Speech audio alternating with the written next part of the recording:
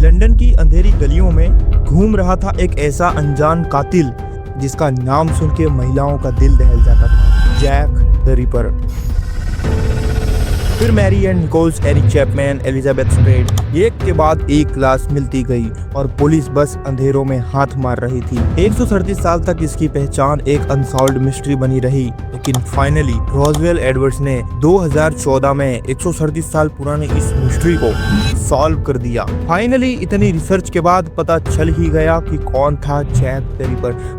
Jack the Ripper, the mysterious serial killer whose identity has long remained a mystery. That is. Until now. Yeah. पर अभी भी कई लोग Roosevelt की बातों पर बिलीव नहीं करते, तो चलिए साथ मिलकर समझते हैं डिटेल में जैक द रिपर की इस खौफनाक कहानी को।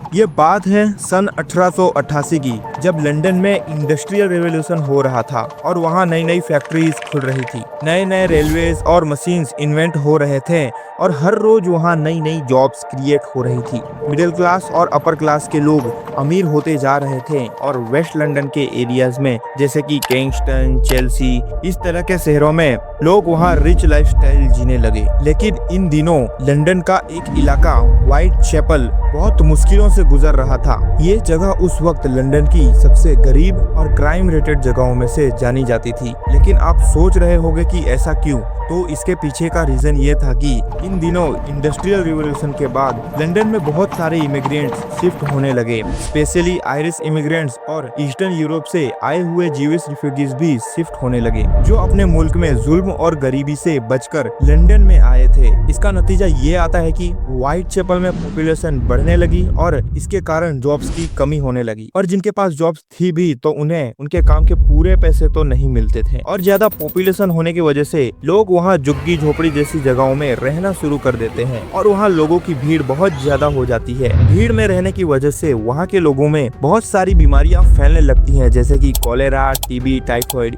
ये सारी बीमारियां वहाँ कॉमन होने लगी। और जब कोई इंसान इतनी सारी प्रॉब्लम्स का सामना करता है तो वो अक्सर गलत कदम उठा लेता है। वैसे ही व्हाइट चैपल के लोग भी छोटी मोटी चोरी, डकैत और प्रोस्टिट्यूशन में चले जाते हैं। गरीब लोग अपनी प्रॉब्लम्स को भुलाने के लिए शराब पीना शुरू कर देते हैं, और फिर काम और पैसे की कमी थी तो बहुत सारी औरतें मजबूरी में आकर गलत कामों से पैसा कमाना शुरू कर देती हैं। और इसी का फायदा उठाता है एक खौफनाक सीरियल किलर जिसे आज लोग जैक द रिपर के नाम से जानते हैं। इसने 5 महिलाओं की इतनी बुरी तरीके से हत्या की कि ये जानकर लोगों का दिल दहल जाता है। और अजीब बात ये थी कि ये सारी फीमेल्स प्रोस्टिट्यूट्स थी। इसकी लिस्ट में ये 5 महिलाओं का नाम शामिल है, जैसे कि पहला नाम आता है मैरी एंड निकोल्स का, एंड दूसरा नाम है एनी चैपमैन का, और तीसरा और चौथा एलिजाबेथ स्ट्रेट एंड कैथलीन एडोवेस का। ये दोनों की हत्या सेम डेट को हुई थी। यहाँ खूनी ने एक दिन में 2 महिलाओं का कत्ल किया था। और 5वां नाम है मैरी जैन केली का। इन 5 विक्टिम्स को कैनोनिकल 5 का नाम दिया गया है। सबसे पहले हम मैरी एंड निकोल्स की कहानी से शुरू करते हैं। मैरी व्हाइट चैपल के गंदे इलाके में एक सेक्स वर्कर के रूप में अपनी लाइफ बहुत मुश्किलों से गुजार रही थी। मैरी को आखिरी बार 30 अगस्त 1888 को देखा गया था। उसने आखिरी बार अपनी फ्रेंड से ये कहा था कि देखना, आज रात मुझे 3 और आदमी मिल जाएंगे और फिर मैं अपने घर का किराया दे दूंगी। और फिर इतना कहने के बाद मैरी क्लाइंट्स ढूंढने निकल पड़ती है। क्लाइंट की तलाश में रात के 3 बज जाते हैं और मैरी ने बहुत ज्यादा शराब भी पी रखी थी और नशे में धुत वो एक पतली सी अंधेरी गली से गुजर रही होती है। तभी वहाँ से एक पुलिस कांस्टेबल भी गुजर रहा था। तो कांस्टेबल मैरी से कहता है कि इतनी रात गए तुम कहाँ घूम रही हो, जाओ घर जाओ, वरना कुछ हो जाएगा तो कौन जिम्मेवारी लेगा। लेकिन मैरी अपने पॉकेट के ओर देखती है और कहती है, सर पैसा ही नहीं है तो कहाँ जाऊँ। और फिर वो इतना कहने के बाद क्लाइंट्स की तलाश में आगे बढ़ जाती है। और फिर उसके बाद किसी ने उसे जिंदा नहीं देखा। सुबह के करीब 3:45 बजे एक कार ड्राइवर जिसका नाम चार्ल्स क्रॉस था, वो अपने काम से कहीं जा रहा था। तभी उसकी नजर एक औरत पर पड़ती है जो जमीन पर पड़ी हुई थी। पहले उसने सोचा कि शायद कोई औरत नशा करके गिर गई हो, लेकिन जब वो बॉडी के करीब जाता है तो देखता है कि उस औरत की आंखें खुली हुई है और गला गंदे तरीके से काटा हुआ है। उसके पेट पर भी बहुत गंदे तरीके से मल्टीपल कट्स लगे हुए थे। डेड बॉडी को देखकर ऐसा लग रहा था कि मर्डर करने वाला कोई प्रोफेशनल या ठंडे दिमाग से काम करने वाला आदमी होगा, क्योंकि ये सब कुछ कब हुआ इसके बारे में आसपास के लोगों को कुछ पता ही नहीं चला। पुलिस ने बहुत जांच पड़ताल की लेकिन कोई सबूत नहीं मिला। लेकिन ये मर्डर इतना ब्रूटल था कि इसकी वजह से व्हाइट चैपल में डर का माहौल बन गया। वहाँ के लोग रात को बाहर निकलना कम कर देते हैं, लेकिन फिर भी खूनी रुकता नहीं है। मैरी की हत्या के ठीक 9 दिन बाद 8 सितंबर को एनी चैपमैन के मर्डर की न्यूज सामने आती है। एनी चैपमैन एक 47 इयर्स ओल्ड लेडी थी जिसका जीवन पहले से ही संघर्षों से भरा हुआ था। वो अपने पति से डिवोर्स ले चुकी थी और इसी के चलते उसकी सेहत बहुत ज्यादा खराब हो जाती है। वो अपना जीवन सेक्स वर्क के जरिए गुजारती थी। सुबह के लगभग 5:30 बजे एक औरत ने एनी चैपमैन को एक आदमी के साथ बात करते हुए देखा था। आदमी के कपड़े डार्क थे और उसने एक ब्लैक हैट पहनी हुई थी। उस औरत ने कुछ ज्यादा गौर नहीं किया और अपने रास्ते चली गई। लेकिन सिर्फ 30 मिनट बाद 6 बजे एक आदमी जॉन डेविस ने 29 हैनबरी स्ट्रीट के बैकयार्ड में एक लाश देखी और वो लाश थी एनी चैपमैन की। ये मर्डर भी पहले मर्डर जैसा ही था। इसमें भी विक्टिम का गला काटा हुआ था और पेट भी फाड़ दिया गया था और उसके इंटेस्टाइन उसके कंधे पर रख दिए गए थे। सबसे डरावनी बात यह थी कि उसका यूट्रस मिसिंग था, जैसे किसी ने सर्जिकल तरीके से निकाल लिया हो। पुलिस ने इन्वेस्टिगेशन शुरू की लेकिन कोई सबूत नहीं मिला। मीडिया ने इस केस को सेंसेशनल बना दिया और फिर इस केस के ठीक 19 दिन बाद 27 सितंबर के दिन मीडिया एजेंसी को एक लेटर मिलता है, द डियर बॉस लेटर, जिसमें लिखने वाले ने अपने आप को जैक द रिपर कहा। यह पहली बार था जब ये नाम यूज हुआ। लेटर में लिखा था, मुझे लगातार सुनने में मिलता है कि पुलिस ने मुझे पकड़ लिया, लेकिन अभी वो मुझे रोक नहीं पाएंगे। मैं वेश्याओं के पीछे पड़ा हूँ और मैं इन्हें काटना तब तक नहीं छोड़ूंगा जब तक मैं खुद पकड़ा नहीं जाता। और सबसे डरावनी लाइन ये थी कि मैं अगले औरत का कान काट दूंगा। लेकिन पुलिस को लगा कि कोई यूं ही लेटर्स भेज रहा है ताकि पुलिस गुमराह हो सके, क्योंकि पुलिस को और भी बहुत सारे फेक लेटर्स मिलते रहते थे। तो पुलिस ने इसे भी एक फेक लेटर समझकर जाने दिया। अब जानते हैं रिपर की तीसरी विक्टिम एलिजाबेथ स्टेट के बारे में। लोग उसे लॉन्ग लीज के नाम से भी पुकारते थे। एलिजाबेथ की कहानी भी ज्यादा डिफरेंट नहीं थी। वो भी मजबूरी में आकर प्रोस्टिट्यूशन में चली जाती है। रात के करीब 1 बजे के आसपास बर्नर स्ट्रीट के एक छोटे से यार्ड डटफील्ड यार्ड में एलिजाबेथ खड़ी हुई दिखती है। उसने एक काला शॉल ओढ़ा हुआ था और लग रहा था कि वो किसी आदमी के साथ थी। गली अंधेरी थी और पास ही एक क्लब था। क्लब का नाम था International Working Men's Educational Club और वहीं किसी ने एलिजाबेथ को किसी आदमी के साथ झगड़ते हुए देखा। विटनेस ने कहा कि आदमी उसे जोर से खींच रहा था, लेकिन अंधेरे में चेहरा साफ नहीं दिख रहा था। कुछ ही देर बाद सब कुछ खामोश हो गया। थोड़ी देर में एलिजाबेथ जमीन पर पड़ी हुई मिलती है। उसका गला एक तेज चाकू से काट दिया गया था। खून बह रहा था, जमीन पर फैल चुका था। लेकिन अजीब बात यह थी कि उसके शरीर पर आगे की तरफ मल्टीलेशन नहीं हुई, जो जैक द रिपर अपने पुराने मर्डर्स में किया करता था। उस वक्त एक लुइस नाम का आदमी अपने घोड़ा गाड़ी के साथ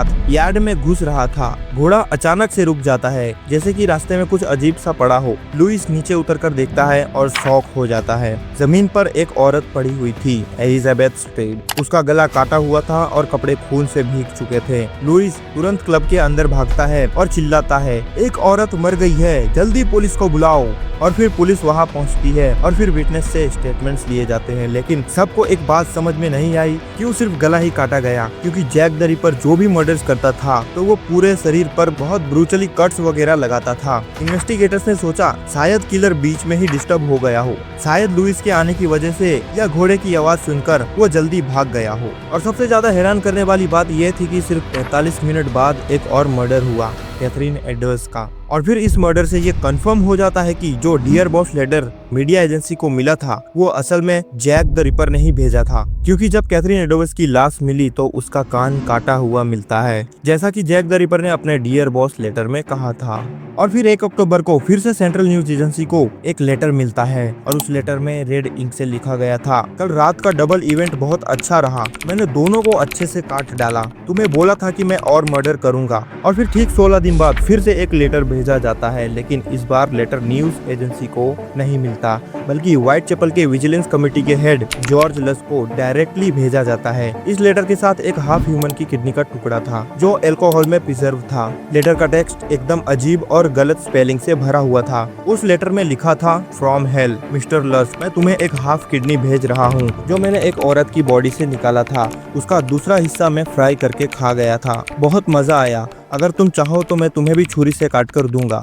catch me if you can. Kidney की वजह से एक बड़ा सवाल उठता है कि क्या ये किडनी कैथरीन एडोवर्स की थी, क्योंकि जब एडोवर्स का पोस्टमार्टम किया गया तो उसकी भी एक किडनी मिसिंग थी। ये लेटर अभी तक का सबसे डार्केस्ट और जेन्युइन लगने वाला एविडेंस माना जाता है। अब चलिए जानते हैं रिपर की लास्ट विक्टिम मैरी जैन केली के मर्डर के बारे में। मैरी जैन केली का मर्डर 9 नवंबर 1888 में हुआ था। मैरी एक 25 इयर्स ओल्ड यंग लेडी थी। वो व्हाइट चैपल में एक छोटे से किराए के मकान में अकेली रहती थी। मैरी जैन केली का मर्डर दूसरे विक्टिम से थोड़ा अलग था, क्योंकि बाकियों की लाश बाहर गलियों में मिली थी, लेकिन केली का मर्डर उसके अपने कमरे के अंदर हुआ। रात के करीब 2 बजे के आसपास उसके कमरे के अंदर से गाने की आवाज सुनाई देती है। उसने अपनी favourite Irish Iceland a violet from mother's grave गाई थी। उसके बाद सब कुछ खामोश हो गया। सुबह के करीब 11:15 बजे जॉन MC कैर्थी ने अपने असिस्टेंट थॉमस बोवियर को किराया लेने के लिए मैरी के पास भेजा, और जब थॉमस वहां पहुंचा और दरवाजा खटखटाता है तो सामने से कोई रिस्पांस नहीं आता। तो थॉमस खिड़की से झांककर देखता है, और वो जो देखता है उसे देखने के बाद उसकी आंखें फटी की फटी रह गई। केली का कमरा खून से भरा हुआ था, और हर बार की तरह इस बार भी उसका गला काटा हुआ था, और चेहरे पर इतने सारे कट्स थे कि चेहरा पहचानना मुश्किल हो गया था। उसका हार्ट मिसिंग था, और उसका लीवर और दूसरे ऑर्गन्स अलग अलग कमरे में रख दिए गए थे। वॉल्स और बेड दोनों पर खून के छींटे थे। पुलिस ने कहा कि यह मर्डर करीब 2 से 3 घंटे तक चला होगा, और ये रिपर द्वारा करा गया सबसे ब्रूचर मर्डर था, और यही जैक द रिपर का आखिरी कंफर्म्ड मर्डर माना जाता है। और उसके बाद ऐसा मर्डर व्हाइट चैपल में कभी नहीं हुआ। लेकिन दोस्तों कोई भी ये पता नहीं लगा पाया कि आखिर कौन था जैक द रिपर। लेकिन जैसा कि मैंने आगे कहा कि जैक द रिपर की आइडेंटिटी रिवील हो गई है। कैसे, आइए समझते हैं। दरअसल जैक द रिपर के बारे में बहुत सारी रिसर्च हो रही थी, तब कुछ सस्पेक्ट्स के नाम सामने आते हैं, और फिर 2014 में डॉक्टर जेरी लोहेलेनन नाम के जेनेटिसिस्ट को ये सॉल्व दिया गया। उसने अपनी टीम के साथ इस सॉल्व पर DNA टेस्ट करना शुरू किया, और फिर जो रिजल्ट सामने आए उसने लोगों को हैरान करके रख दिया। सॉल्व पर जो ब्लड सैंपल मिला था उसका मिटोकॉन्ड्रियल DNA कैथरीन एडोवर्स के एक लिविंग डिसेंडेंट से मैच हो गया। मतलब ये सोल वाकई एडोवर्स का ही था। और जो सीमेन स्टेन्स मिले थे उसका DNA मैच हुआ एक और लाइन एज से, एक आदमी जिसका नाम था एरॉन कोमिन्स्की। रसल के मुताबिक एरॉन कोमिन्स्की ही जैक द रिपर था, लेकिन आज भी कई लोग इसमें पूरी तरह से बिलीव नहीं करते। वैसे आपका क्या कहना है दोस्तों? क्या सच में एरॉन कोमिन्स्की ही था जैक द रिपर, या फिर अभी भी सच सामने नहीं आया? अपना ओपिनियन कमेंट में जरूर बताना। अभी के लिए इतना ही, मिलते हैं नेक्स्ट वीडियो में।